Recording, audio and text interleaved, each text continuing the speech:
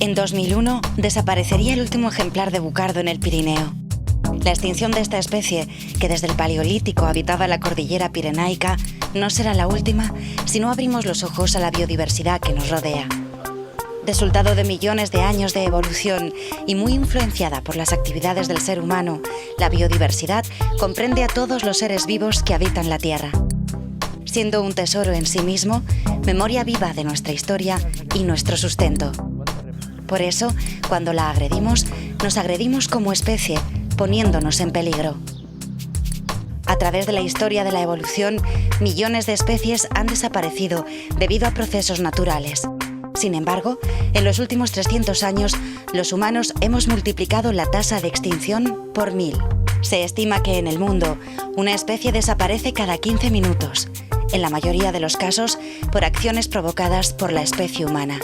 Cuando hablamos de pérdida de biodiversidad, hablamos de pérdida de especies pesqueras, de pérdida de plantas que pueden ser utilizadas para producir medicamentos o remedios para el hombre, para la agricultura, y que estamos perdiendo a gran velocidad. España es un país en eso muy rico en biodiversidad todavía, es el país más rico desde el punto de vista de número de especies de toda Europa, pero también es verdad que la biodiversidad está desapareciendo a una velocidad muy grande en nuestro país. En la península ibérica existen 1.200 especies amenazadas, pero no tenemos que salir de Aragón para descubrir un catálogo de 229 de estas especies, de las que 11 están en peligro de extinción. El hecho de que se encuentre a caballo entre el mundo pirenaico y el mundo más mediterráneo, con la influencia del sistema ibérico, hace que la variedad de las especies de plantas y animales que viven en Aragón sea una de las más destacadas de la península ibérica. No todas las especies de las que estamos hablando se encuentran en un estado ideal de conservación. Evidentemente, una comunidad con una historia tan larga de poblamiento humano y sobre todo con la transformación tan intensa de las últimas décadas ha llevado a que algunas de estas especies se encuentren en un estado de conservación que no es el deseable y que necesitan un esfuerzo extra para poder seguir manteniéndose como parte de nuestros ecosistemas. Actualmente, en nuestra comunidad, hay aprobados 8 planes de acción dirigidos a la conservación de flora y fauna amenazada. 6 de ellos son de recuperación, 1 de conservación de la especie y otro de conservación del hábitat. Gracias a estos planes, disfrutamos de las mayores reservas de algunas especies tan emblemáticas como el quebrantahuesos o la margaritífera auricularia. Pero vamos a conocer en profundidad las 6 especies más amenazadas y sus planes de recuperación.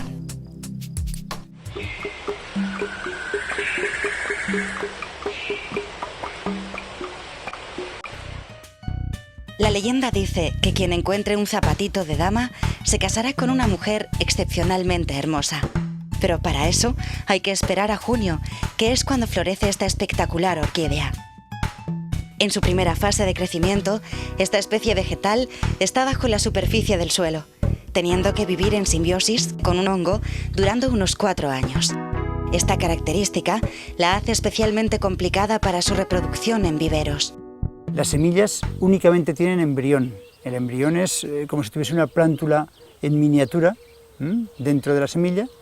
Todas las demás semillas tienen, además de esa plántula, reservas para poderse alimentar hasta que pueda hacer ella misma fotosíntesis, pero en este caso no hay reservas, con lo cual necesita de un hongo que colonice la semilla, que al germinar le alimente y una vez que puede hacer la fotosíntesis puede o no puede desprenderse del hongo. Son estrategias curiosísimas que todavía no entendemos bien y que por lo tanto nosotros de forma natural en el vivero no podemos hacerlas reproducir.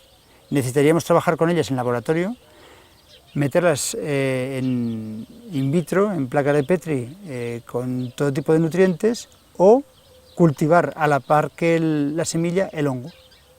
Pero en ello estamos. Esperemos que la estrategia también nos haga a nosotros bien, que seamos tan avanzados como ella y entendamos cómo hacer la reproducción de esta planta. El Cypripedium calceolus es conocido como zapatitos de dama, por la forma de su labelo inferior, un pétalo amarillo y distinto de los otros. Los insectos, atraídos por su forma y color, visitan las flores, pero en lugar de néctar quedan atrapados por unos pelos que les impiden salir, obligándoles a pasar por un estrecho conducto y polinizando de esta forma la planta. A esta orquídea le ha traicionado su belleza, ya que ha sido frecuentemente cortada o arrancada por los seres humanos hasta desaparecer de varios países. En España, actualmente, solo crece en Cataluña y en Aragón, donde sus especímenes están repartidos entre Sallén de Gállego, Pineta y Ordesa. Los últimos censos realizados estiman que las 3 poblaciones aragonesas contienen poco más de 3.000 individuos, de los que solo una cuarta parte son reproductores. Esta planta tiene un plan de recuperación que, a medidas como la protección estricta de sus hábitats y la recolección de semillas para su conservación en bancos de germoplasma, suma una muy novedosa: la vigilancia de la población más visitada de todas, que se encuentra en los alrededores de Sallén de Gállego. Para ello, desde 2001, existe la figura del educador ambiental y su misión, más allá de disuadir con su presencia de la tentación de hacerse con un ejemplar de tan bella planta, es divulgar la existencia de esta singular orquídea que florece solo durante 2 o 3 semanas al principio del verano y que crece caprichosamente salvaje entre los 1.000 y los 1.600 metros de altitud, en pleno Pirineo ostense. Fernando y Elisa, durante la época de floración de esta planta, son 2 de los educadores ambientales que disfrutan protegiéndola y explicándole a los visitantes sus peculiaridades. El programa de vigilancia y conservación y educación ambiental que se está haciendo con Cypripedium es fruto del trabajo de bastantes años que lleva a cabo el Gobierno de Aragón, del Departamento de Medio Ambiente, provocado por, sobre todo, la afluencia de numerosas personas que vienen a este entorno. Es un lugar que es muy accesible desde la carretera, casi diría yo desgraciadamente, pero por otro lado también tiene la ventaja que la gente puede disfrutar de una planta singular, bonita, encantadora, con una magia especial. Nosotros, cuando estamos aquí, que estamos aproximadamente un mes, que es el periodo de floración de la planta, acompañamos a las personas, les decimos cuál es la especie, les decimos sus particularidades, su magia, sus características, y les animamos a que la próxima vez que vengan al campo, pues en lugar de arrancar una flor para llevarse a la casa, pues la fotografíen, le hagan un dibujo, establezcan empatías o amistades con ella, pero la dejen en el entorno. Yo creo que es una labor muy bonita y que la gente pues también es verdad que lo agradece, porque el entorno del paisaje que tenemos es una pasada. El tema de vigilar unas flores es una cosa que resulta muy curiosa, muy novedosa. No conocemos que se haya hecho con otra especie ni en otro lugar, y es una medida muy bien recibida por los visitantes. Normalmente no tenemos muchos problemas, yo diría que casi ninguno, con la gente que viene a verla. Todo el mundo recibe muy bien esta medida y poco a poco hemos notado también cierto grado de aumento de sensibilidad en la gente que viene a verla. Tenemos muchos fieles que vienen todos los años y varias veces a ver la flor, a hacerle fotos, y sí que todo el mundo dice esto hay que conservarlo. Cuando uno conoce esta especie, igual que otras muchas, cuando uno tiene conocimiento sobre una cosa, el paso siguiente, que es involucrarse en su conservación, o al menos pensar en que hay que conservarlo, yo creo que el paso se hace muy rápido. En Sallén de Gállego conocen el privilegio de tener esta planta tan cerca de sus hogares y orgullosos la muestran como patrimonio de su localidad. Y es que cuando está en flor, esta orquídea consigue atraer a cientos de visitantes, amantes de las orquídeas. Los vecinos de Sallén, aun cuando la conocían, la mayoría de ellos no sabían que tenían una planta tan interesante, tan escasa. Son los primeros valedores de ella, son los primeros vigilantes durante la época de flores. Todos los vecinos de Sallén se convierten en vigilantes y nos llaman y nos dicen: mira que he visto ya gente por ahí, un coche parado, que ya hay gente viendo las flores, es decir, que la han tomado como algo suyo también. Esta hermosa planta podría tener sus días contados por la combinación de elementos tan variados como la acción humana, la depredación del ganado y los aludes propios de su hábitat natural, por lo que si no se aplicaran planes de recuperación, podríamos acabar con la especie en unos cientos de años.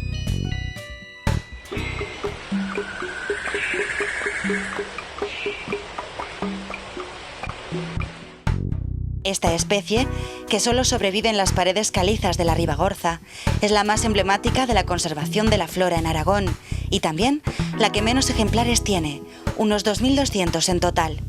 Y es que esta planta puede presumir de ser la primera española con un plan de recuperación. Endémica de la Sierra Prepirenaica Oscense, la dificultad de su reproducción se encuentra tanto en su hábitat como en su fisonomía, ya que unos pies son masculinos y sus flores solo producen polen, mientras que otros son femeninos y son los únicos que producen frutos. Crece en paredes rocosas y para reproducirse debe introducir sus frutos en una grieta de la pared que habita para que las semillas que contiene germinen allí. Esto provoca que muchas semillas vayan a parar al suelo y se pierdan, complicando así que se complete su ciclo natural. La borderea está incluida tanto en el Catálogo Nacional de Especies Amenazadas como en el Catálogo de Especies Amenazadas de Aragón, como especie en peligro de extinción. Debido a su extremada rareza, se conservan semillas en bancos de germoplasma. El cultivo in vitro ha demostrado ser muy útil para producir grandes cantidades de plantas en poco tiempo, aunque estas plantas sufren una gran mortalidad. Este plan de recuperación ha permitido, en primer lugar, aumentar mucho el conocimiento de la especie. Es una especie de la cual se han hecho muchas publicaciones de muy alto nivel científico y lo cual ha sido un medio para saber cuál es su estado y cuáles son sus problemas y con estos problemas intentar solucionarlos. Se trata de una especie con una dinámica lentísima, es una de las especies herbáceas más longevas de las que se tiene conocimiento. Se han estimado que algunos ejemplares pueden llegar a vivir 400 años, lo cual es destacable para una especie de este tipo. Como sus tasas de natalidad y de mortalidad son muy bajas, para garantizar la conservación de la borderea, lo más importante es la supervivencia de los individuos maduros. Los principales peligros para esta planta vienen de la mano del ser humano. Hasta ahora, la única población de borderea existente en el mundo estaba tan concentrada en un único sitio que cualquier problema en esa zona concreta podría acabar con ella. Para evitarlo, y a pesar de las dificultades que supone, se ha iniciado la fundación de nuevas poblaciones a partir de semillas en varias áreas próximas con hábitats potencialmente adecuados. Se ha llegado a la conclusión de que es imprescindible la conservación estricta de los desfiladeros, de los cortados rocosos donde vive. A pesar de ello, creemos que la existencia de una sola población en el mundo es un riesgo, con lo cual estamos empezando de manera experimental primero, pero ya está dando un salto cualitativo, la fundación de nuevas poblaciones. En 3 puntos más del Pirineo estamos introduciendo semillas que no son viables en la población natural, de momento con unos buenos resultados, pero a una escala pequeñita. Esa sería la segunda línea importante en este plan de conservación de Borderia Txuardi. Como he dicho antes, la conservación estricta de sus medios y la fundación de nuevas poblaciones. El valor científico de este paleoendemismo es enorme. Ya es un legado del clima tropical que dominó todo el hemisferio norte durante la era secundaria y la primera mitad de la terciaria, desde hace aproximadamente 250 millones de años. A lo largo del Mioceno, hace de 23 a 12 millones de años, el empeoramiento climático que tuvo lugar determinó la casi completa desaparición de esta flora tropical. Tan solo algunas especies, como las del género Borderea, pudieron acantonarse y tolerar el cambio, quedando como un auténtico museo vivo que nos muestra el mapa de la Tierra como era hace millones de años.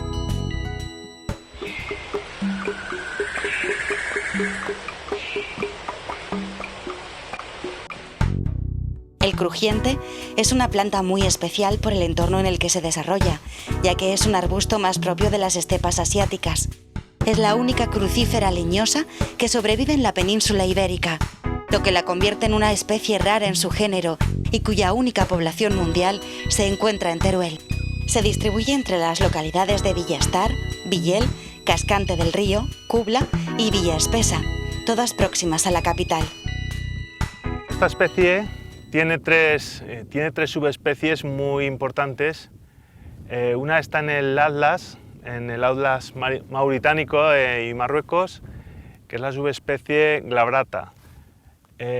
Luego existen otras poblaciones muy localizadas en Granada, Almería y Aranjuez, que es la subespecie Pseudocitisus.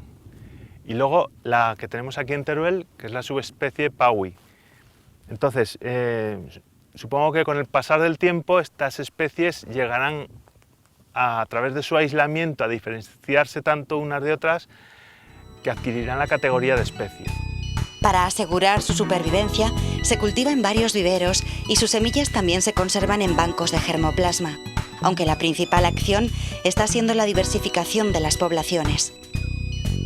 Al igual que en otras especies, el plan de recuperación hace hincapié en la conservación de sus medios, de los matorrales donde vive, pero también hemos decidido intentar rescatar una antigua cita en los alrededores de Calatayud. Ya llevamos 3 años con este proyecto de reintroducción, que de momento está siendo bastante exitoso, lo cual, pues, manteniendo la conservación de los medios naturales, nos permitiría mejorar desde luego mucho el estado de conservación de esta especie. Actualmente se estima que puede haber más de 100.000 individuos localizados en 2 poblaciones distintas. Como se trata de una planta con un área de distribución limitada de forma natural y cuyo hábitat se ha reducido a aquellos terrenos no aprovechables por la agricultura, como laderas y cerros, su plan de recuperación propone actuaciones vinculadas a la conservación de su hábitat. Todo ello apoyado con campañas de sensibilización.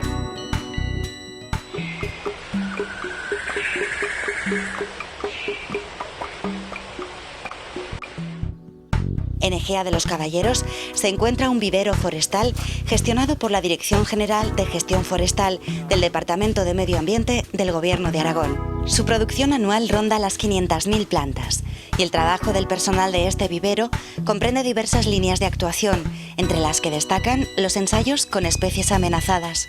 El objetivo de estos ensayos es garantizar la persistencia de especies incluidas en el catálogo de especies amenazadas, como la borderea, el crujiente o la alarba. Estamos trabajando ya con plantas amenazadas, las cosas también están funcionando muy bien, estamos estableciendo protocolos de germinación de estas especies y ya hemos trabajado en reintroducción de algunas de estas especies, como puede ser Pseudocitisus. Estamos con la Crassinicovia ceratoides, Boleum asperum, Borderea chowardi, en fin, un poco este es el trabajo que estamos haciendo aquí. Las actividades que se desarrollan aquí, como las del Centro de Recuperación de Fauna Silvestre de la Alfranca, se engloban en el marco de las actuaciones ex situ para la conservación de especies amenazadas. La Alfranca es un hospital veterinario donde se atiende a animales salvajes pertenecientes a especies protegidas.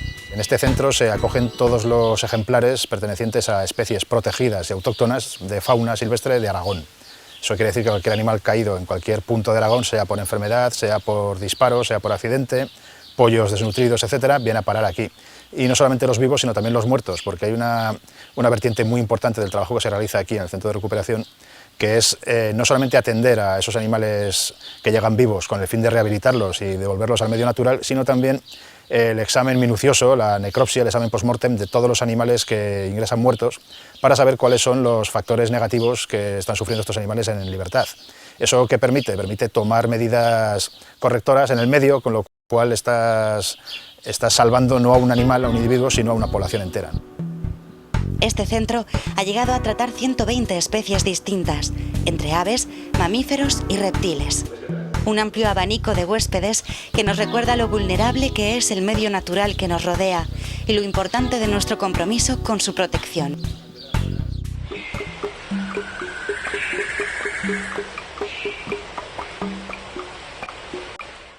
Es el mayor crustáceo de agua dulce de Europa, con un tamaño de unos 11 centímetros. Al ser más alargado que el resto de cangrejos, se asimila a pequeños bogavantes. Tiene 2 géneros muy diferenciados. El macho posee las pinzas mayores y en su abdomen encontramos unos pequeños apéndices destinados a la reproducción que lo diferencian de las hembras de su especie. Esta especie, que lleva acampando por nuestros ríos 6.000 años, en la década de los 70 empezó a desaparecer de muchas zonas y en la actualidad la mayoría de sus poblaciones han quedado restringidas a zonas marginales, encontrándose principalmente en tramos muy cortos de cabeceras de cuenca y en charcas. Los condicionantes naturales de sus hábitats, cauces marginales y en ocasiones especialmente escasos que pueden llegar a secarse, provocan que sus poblaciones tengan un elevado riesgo de extinción. Aunque, junto a la sequía y la contaminación de las aguas, su principal enemigo es una infección provocada principalmente por el cangrejo rojo, un animal traído de América. La situación es francamente dura. En toda España quedarán menos de 500 sitios, aunque sean pequeñitos, con cangrejo. En Aragón tenemos la suerte de que nos quedaban 80 y tantos refugios separados de cauces principales, donde no ha llegado la enfermedad, en la que tenemos cangrejos, y quizás Teruel sea la provincia con más cangrejos. Aquí en Teruel tenemos 59 poblaciones en sitios de la naturaleza, en alguna balsa. Son sobre todo pequeños arroyos que luego se secan, donde el cangrejo rojo no ha entrado ni le ha transmitido la enfermedad. El plan de recuperación del cangrejo de río autóctono, además de permitirnos conocer con precisión las poblaciones actuales existentes, plantea la reintroducción de la especie en zonas diferentes de los cauces, favoreciendo así su supervivencia. Para ello, desde la Consejería de Medio Ambiente del Gobierno de Aragón, se organizan salidas para la reintroducción de la especie. En estos casos, el primer paso es encontrar una corriente limpia y adecuada para establecer la nueva colonia de cangrejos.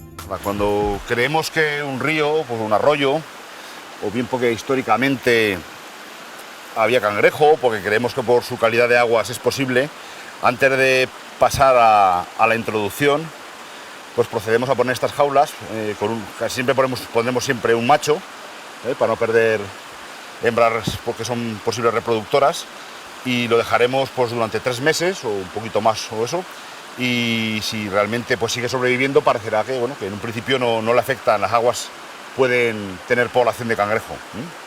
Entonces ya una vez que comprobamos que con varias muestras de que la población puede vivir, es cuando se procedería a la introducción de nuevas especies. Ya cogeríamos un número determinado de machos y hembras y poderlo introducir en el río. En este caso pues se ve como el animal pues está perfecto y ha aguantado la prueba. Entonces las aguas en teoría pues parece que son óptimas para la introducción de cangrejos. A continuación, se acudirá a una zona en la que existan excedentes suficientes para poder capturar algunos ejemplares sin poner en peligro la población. Para su catalogación se les mide y seguidamente se les colocará en un recipiente térmico, separándolos por tamaño y género. Para poder transportarlos con seguridad, se les cubre con un paño húmedo que evite que sus branquias se sequen. A continuación, los ejemplares seleccionados se llevan al punto elegido para su reintroducción. Pero si queremos volver a disfrutar de nuestros ríos en toda su biodiversidad, los últimos responsables somos todos nosotros. Para ello, solo es necesario extremar ciertas precauciones en las áreas en las que habita el cangrejo autóctono. Que la gente siga disfrutando de los cangrejos y haciéndose sus paellitas y lo que quieran, pero dentro de la ley, y que no los trasladen a los pocos rincones que nos quedan donde existe el cangrejo autóctono o donde lo podemos meter nosotros.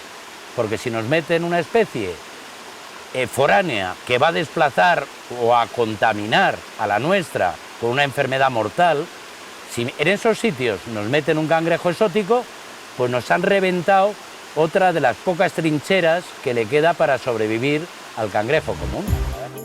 Este crustáceo, especie autóctona de nuestras corrientes fluviales, tiene además la cualidad de servirnos de referencia para conocer la buena calidad de las aguas. Como muestra de la preocupación por esta especie, dentro de las actuaciones previstas para su recuperación está la puesta en marcha de un criadero o astacifactoría en Cañizar del Olivar, Teruel.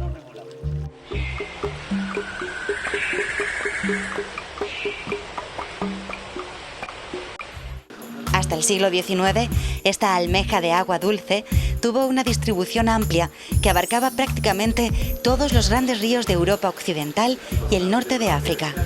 Por desgracia, en la actualidad solo se han localizado poblaciones vivas en Aragón y en el río Loira. En Aragón la encontramos en el Canal Imperial, donde se encuentran prácticamente el 90% de los ejemplares, así como en el Canal de Tauste y en el río Ebro. Sus larvas, o gloquidios, pasan por una etapa parásita en el epitelio de ciertos peces. Lo que ocurre en el medio natural es que no hay un encuentro entre las larvas que suelta la almeja y el pez hospedador. Y es que el pez que los debería alojar también se encuentra en peligro de extinción. Todas estas circunstancias hacen que sea muy difícil que la margaritona se reproduzca en la naturaleza. Bueno, lo que estamos haciendo en este centro es intentar sacar adelante la margaritífera auricularia, ¿no? Mediante un plan de recuperación. Lo que ocurre en el medio natural es que realmente no hay un encuentro entre los gloquidios que suelta la almeja y el pez hospedador. Hace unos 80-90 años aquí llegaba el esturión, lo para que hoy en día ya no remonta el río, ¿no? Entonces, actualmente, el pez endémico que realmente ejerce una infección positiva con la margaritífera auricularia es el blenio, ¿no? El pez fraile, el nombre científico la Salaria fluviatilis. Pues justamente este pez también se encuentra en peligro de extinción, con lo cual es muy complicado que en el medio natural lleve a buen puerto la reproducción completa, ¿no? ¿Qué es lo que intentamos aquí? Intentamos que la probabilidad que haya de encuentro entre gloquidio y pez sea efectiva al 100%. Es decir, nosotros sí que podemos jugar aquí con que cada pez saber exactamente pues, qué cantidad de juveniles puede albergar por ejemplar o cada una de las agallas y demás. Claro, ¿qué es lo que ocurre? Lo que ocurre es que en el medio natural la margaritífera auricularia suelta una especie de gloquidios que van a la columna de agua, se quedan adheridos en las agallas de los peces y en un mes y medio, teniendo el pez infectado por margaritífera, pues cae al sustrato. Una vez que cae al sustrato ya empezaría ahí a desarrollarse. Para evitar daños irreparables en la especie, el plan de recuperación de la margaritona experimenta con su cría en cautividad. En el Centro de Recuperación de Animales de la Alfranca, uno de los trabajos que se está desarrollando es estudiar la relación entre las larvas de la margaritona y los posibles peces hospedadores. En el medio natural, llega el momento de que el Departamento de Medio Ambiente del Gobierno de Aragón vigile su crecimiento y controle el buen desarrollo de la población. Bueno, pues acabamos de realizar un muestreo de margaritífera auricularia en la zona del Ebro y en este momento hemos realizado todos los protocolos que se tienen que realizar cuando se hace una captura de nuevos ejemplares. Hemos sacado 2 ejemplares nuevos que estaban sin etiquetar, es decir, que todavía no estaban censados, y con lo cual realmente en este momento pues, el censo de margaritífera auricularia que se encuentra en el Ebro pues, ha aumentado, ¿no? Junto a lo complicado de su reproducción, otro de los factores que afectan a esta especie son la alteración, destrucción o contaminación de su hábitat. Y es que una simple obra en un canal de regadío podría acabar con docenas de ellas.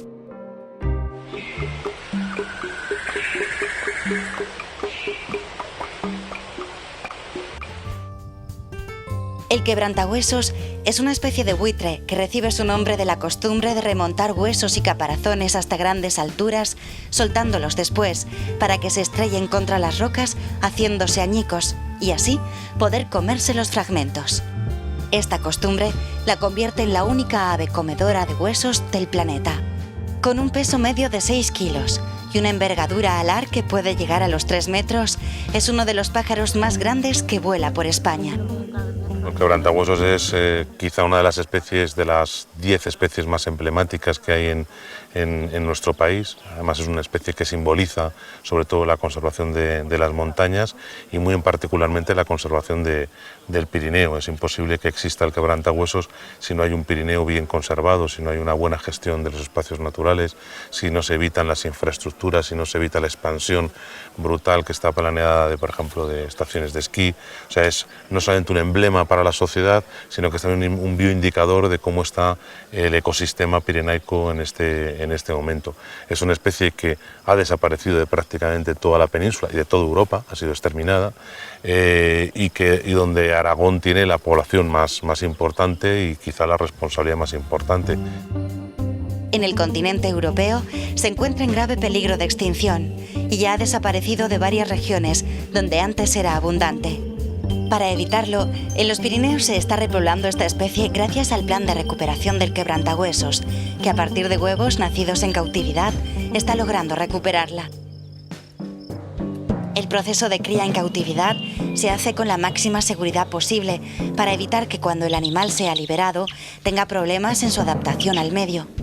Para ello, se utilizan señuelos en sus primeros días y a partir del mes de vida se traslada a un entorno natural donde se aclimata al paisaje y, lo más importante, a convivir con ejemplares de su especie.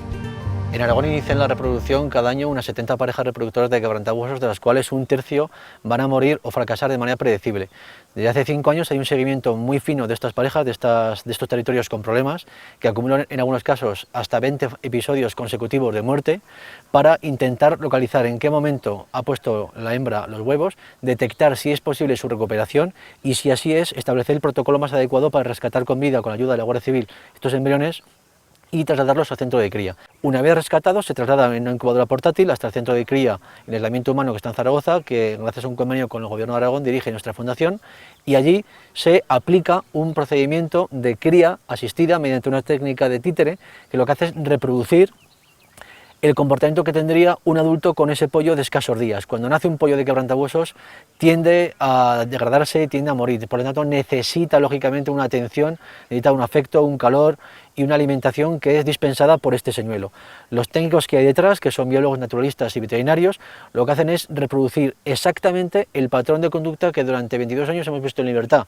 Nos improvisa y son movimientos repetitivos, son conductas que lo que hace al final es conseguir que cuando el pollo tiene cualquier conflicto térmico, alimentario, cualquier necesidad, le reclame al señuelo esa atención y el señuelo le sepa responder adecuadamente a su demanda. Se genera un vínculo afectivo muy importante, de tal manera que a la condición natural de este joven quebrantahuesos, innata a ese instinto de supervivencia, se suma nuestro proceso de aprendizaje. Esa es nuestra labor. Y lo que hacemos con esta técnica es tratar de repescar esa parte de la población que de todos modos moriría y hacer un esfuerzo haciendo la cría en cautividad, que es un elemento que siempre entendemos como un elemento complementario a la conservación in situ, que es de verdad lo importante. Lo importante es conservar el hábitat, lo importante es asegurar que no haya tendidos eléctricos donde el quebrantahuesos pueda tener colisión, lo importante es asegurar que la sociedad considera el quebrantahuesos como algo digno de conservar. Y la cría en cautividad es un elemento más, pero siempre dependiente de todo lo demás. El momento más importante es el que pone fin al proceso de cría en cautividad.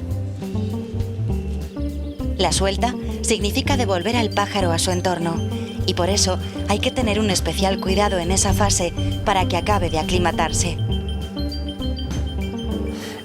Con la suelta concluye este proceso, porque el animal ya es un animal libre, pero pasamos a tener un cuidado también especial, sobre todo en las primeras fases de su vida en el medio natural, precisamente hasta que él se acabe de adaptar a ese medio natural.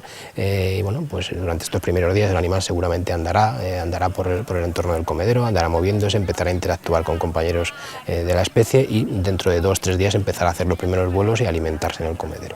Y esta fase un poco de aclimatación hasta que empieza a volar de manera habitual es quizá también de un cierto cuidado, y por eso vamos a estar durante prácticamente una semana haciendo ese seguimiento. Una vez en libertad, el proceso de marcaje es el que les permitirá controlar esta población.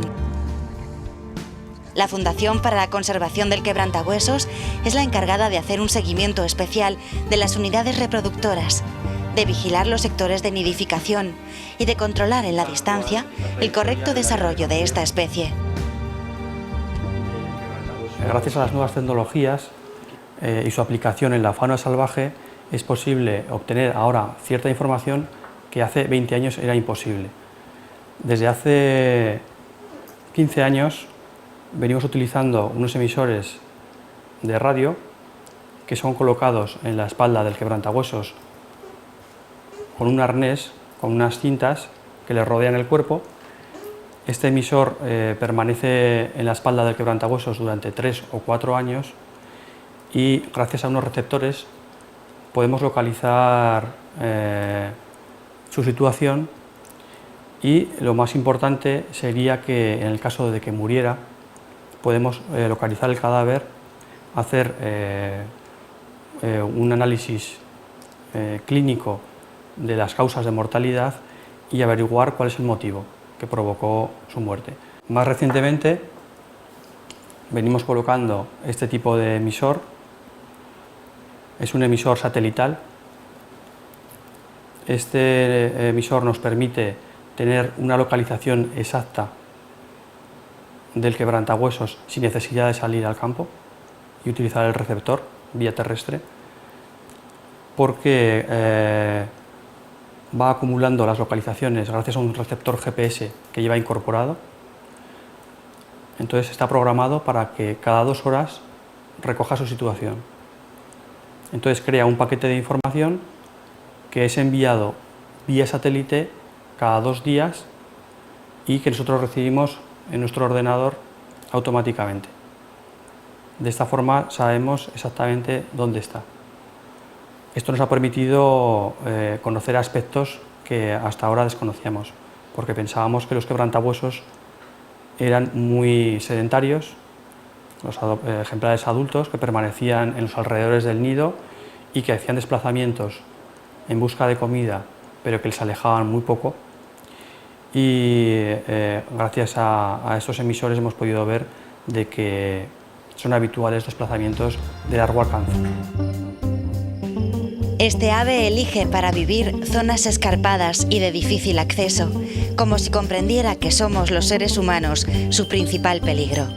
Tras ser prácticamente exterminada en muchas zonas, esta especie ha encontrado en nuestras montañas un lugar seguro. Podemos decir que desde la aprobación del Plan de Recuperación del Quebrantahuesos en 1994, la verdad es que la mentalidad de la población pirenaica ha cambiado muchísimo. El quebrantahuesos era una ave prácticamente desconocida.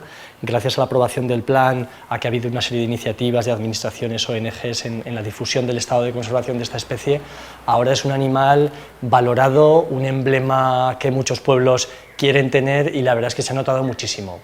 Fenómenos como los que había inicialmente de muerte por disparos prácticamente han desaparecido, lo que es agresiones directas, y bueno, la gente la verdad es que lo valora como un emblema y como una seña de identidad de su territorio. Que presenta hoy este proyecto pues es muy novedoso porque supone realmente intervenir en la población de quebrantahuesos de una forma muy limpia, realmente para extraer los animales que iban a morir en la naturaleza de cualquier manera, intentar crearlos con la mínima intromisión humana y luego, a ser posible, poco a poco utilizar estos ejemplares para recolonizar otras zonas donde la especie ha desaparecido. Ahora el reto de conservación es, aquí en la península ibérica, de que el quebrantahuesos recolonice todos los sistemas montañosos, empezando por ejemplo con los picos de Europa, posteriormente con el sistema ibérico, luego el sistema central, y eso llevará muchos años debido sobre todo al comportamiento filopátrico del quebrantahuesos. Los quebrantahuesos no salen de la cordillera pirenaica, hay individuos erráticos que sí que se llega a observar, por ejemplo en la cordillera cantábrica, pero estos ejemplares vuelven otra vez. Por su posición en la pirámide alimentaria, la conservación de esta especie beneficia a las de su entorno. Es lo que se llama una especie paraguas. Así que las acciones dirigidas a su conservación son positivas para todo el ecosistema pirenaico. Dentro de las medidas para la protección del quebrantahuesos se encuentra concienciar a la sociedad de su importancia y dar a conocer nuestras montañas. Esta tarea resulta especialmente visible en el Ecomuseo de Aínsa, que gestiona la Fundación para la Conservación del Quebrantahuesos. En el año 1997, la Fundación para la Conservación del Quebrantahuesos consigue la cesión de este edificio y lo rehabilita, en principio, como un centro de visitantes muy modesto que pretende dar a conocer las acciones que realiza la Fundación para la Conservación del Quebrantahuesos y la importancia, sobre todo, de esta especie como un emblema de nuestra fauna pirenaica.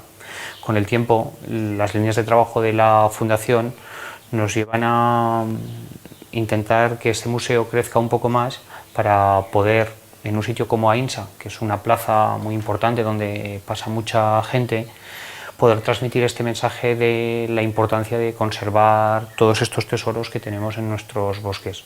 De alguna manera es el mensaje que se respira en todas las plantas del ecomuseo. Conservar la biodiversidad es muy importante para todos nosotros porque garantiza nuestra propia supervivencia. Los 6 planes de recuperación para especies en peligro de extinción, junto con los de conservación de especies y sus hábitats, son los que posibilitan que disfrutemos de las mayores reservas de algunas especies, tan emblemáticas como el quebrantahuesos o la margaritífera auricularia. los técnicos aragoneses en estos momentos están en condiciones de aportar su propia experiencia con esta especie, que en algunos aspectos, sin ninguna duda, que puede ser transferible a otros programas de conservación que se desarrollen en características similares. Es decir, que yo creo que el valor cualitativo más importante es la experiencia que se está adquiriendo en lo que es la recuperación de una especie como el quebrantahuesos mediante este sistema de cría en cautividad con impronta natural, ¿no? La biodiversidad es una de nuestras señas de identidad, y aunque algunas de estas especies son grandes desconocidas, no por ello resultan menos interesantes y, por supuesto, importantes para el ecosistema al que pertenecen.